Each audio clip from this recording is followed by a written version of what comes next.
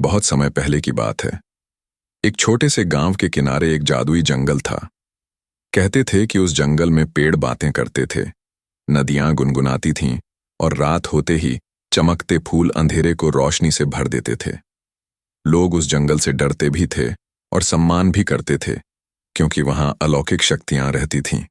गांव में एक चालाक शिकारी रहता था, जिसका नाम राघव था। राघव अपनी चतुराई और लालच के लिए मशहूर था।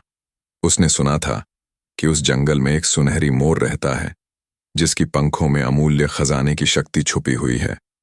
लालच के वश में आकर वह जादुई जंगल की ओर निकल पड़ा। जंगल का रहस्य जैसे ही राघव जंगल में घुसा, पेड़ धीरे धीरे हिलने लगे। एक बूढ़ा वटवृक्ष बोला, शिकारी, यह जंगल तुम्हारे लिए नहीं है, लौट जा, वरना अपनी चालाकी में फंस जाएगा। लेकिन राघव हंसते हुए बोला, मैंने अब तक किसी शिकार को नहीं छोड़ा, एक पेड़ मुझे क्या रोकेगा। वह और अंदर बढ़ता गया। नदियां उसका रास्ता बदलने लगीं, कांटेदार झाड़ियां उसके पैरों को लहूलुहान कर देतीं, पर उसकी लालच इतनी बड़ी थी कि वह रुका नहीं।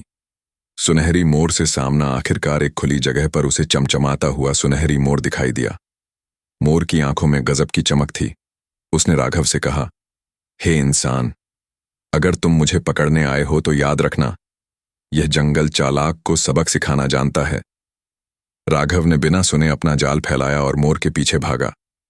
मोर उड़कर कभी एक पेड़ पर बैठता, कभी नदी किनारे जाता। राघव पूरी ताकत से पीछा करता रहा। चालाकी का अंत मोर अचानक जंगल के बीचों बीच एक गुफा में उड़ गया। राघव भी पीछे पीछे पहुंच गया। जैसे ही वह अंदर घुसा, गुफा का दरवाजा पत्थरों से बंद हो गया। मोर हंसकर बोला, यह जंगल कभी अपनी शक्ति किसी लालची इंसान को नहीं देता। तुम्हारी चालाकी अब तुम्हें ही कैद कर चुकी है। गुफा में जादुई रोशनी फैली और राघव पत्थर की मूर्ति में बदल गया। कहते हैं आज भी वह मूर्ति उस गुफा के द्वार पर खड़ी है, ताकि हर इंसान को लालच और चालाकी का परिणाम याद रहे। शिक्षा इस घटना के बाद गांव वालों ने जादुई जंगल को और सम्मान देना शुरू कर दिया।